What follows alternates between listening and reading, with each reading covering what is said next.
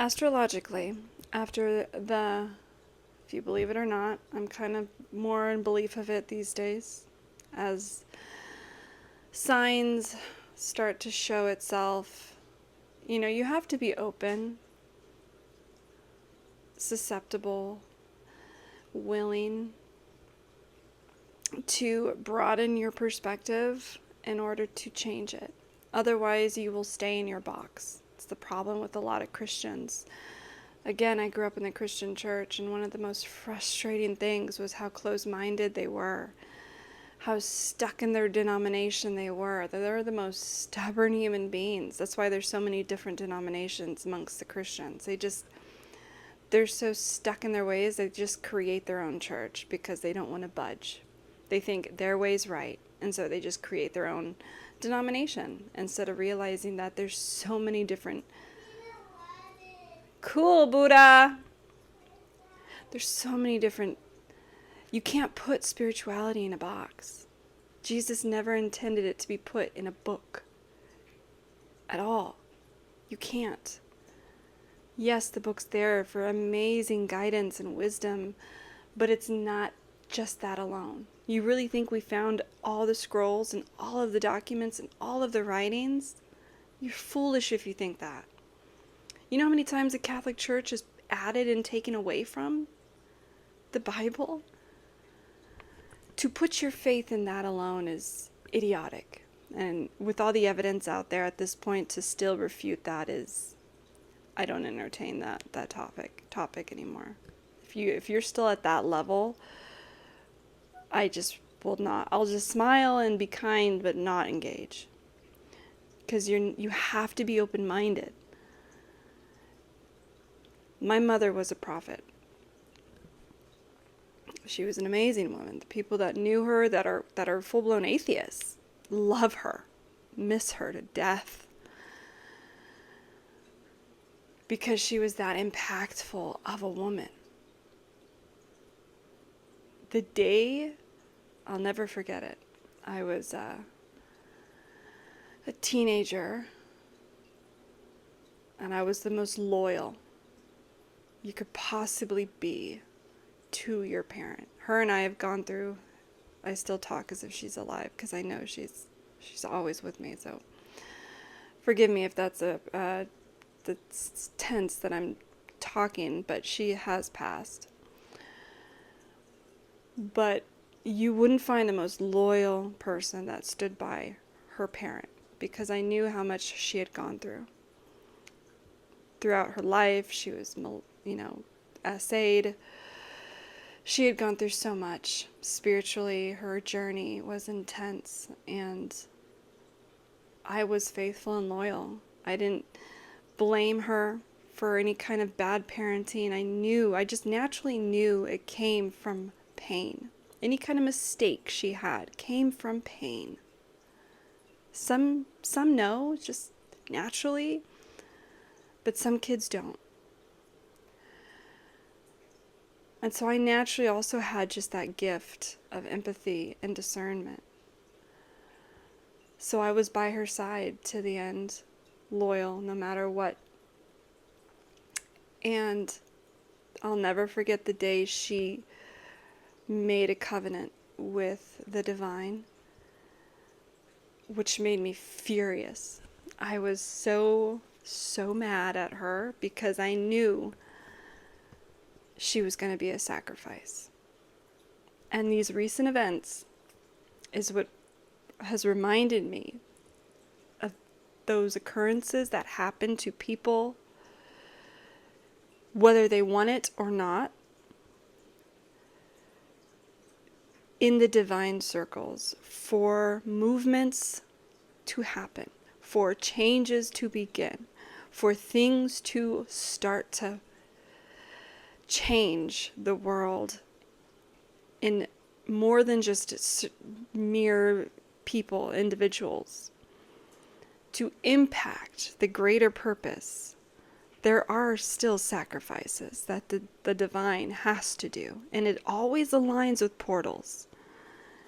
9/9 was a portal, and there's shadow periods to that portal. karmic destined endings in order to have beginnings. However you want to look at it. I'm always focused on the divine, focused on spirituality. When my mother made that covenant, I knew her time was limited, and it made me mad because it's like I knew she wouldn't be able to grow old. And not all sacrificial situations are as beautiful as she was. Some serve a greater purpose that they didn't even know. But she knew that there's so much more to life than just this. She didn't look at it as like, this is it. She knew that she would see me on the other side. So she wasn't worried. She lived life as the divine and as divine beings do. That there's more to the story, and we're so small and ignorant and closed-minded that we forget that. So she didn't see it as the end or a temporary thing. She saw it as this has to happen for the rest of the story that we don't know yet. But I remember that when you make a covenant, in this case, or when sacrificial things happen, it's always around portals. And so I have been focusing more on those portals for my own life. And I did a video a while ago about how I will not ever make a covenant because I want to be around for my children. And I understood when and why she made that. And I'll have to share that story for another day. But I know why. I think she knew it was time. My hope is, even for my children, for myself as a reminder, and for others that I know in my circle, my clients, my friends, loved ones, that we keep an open mind and realize that we have to continue to be seeking, or we'll never learn anything new. So there's a reason why there are some people that you can't get through to them. No matter what you do or say, you just can't get through to them because they are keeping themselves purposefully, intentionally in a box, mentally. And the day they decide to open that lid, even an inch, you might be able to sneak in some knowledge. But it's up to them. You can try all you want, but some people, that the mind is so strong. It's one thing I tell my daughter so much, especially as a girl, a teenage girl with her emotions. Don't trust your mind. It will not always lead you down the right road. Trust your gut. Always compare it to what your gut is saying. Never trust your mind. Sometimes it's accurate, but sometimes it has so much chaos going on. Unless you have mastered stabilizing it, focusing your third eye, centering yourself, which takes years of discipline, years of mistakes, boy do I know, you cannot trust it. And you know what my response that I get? Yeah, I know, Mom. I know. Of course she knows.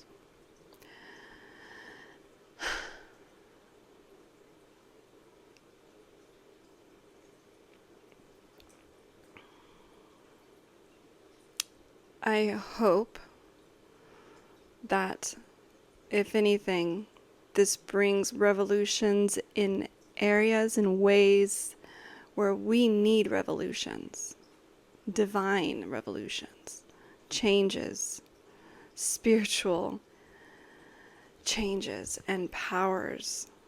I've noticed so many people start opening up more to spirituality. And that comes with the age of Aquarius. It's not a surprise to me. People are returning to more traditional religions. They want that structure. They crave it, that foundation.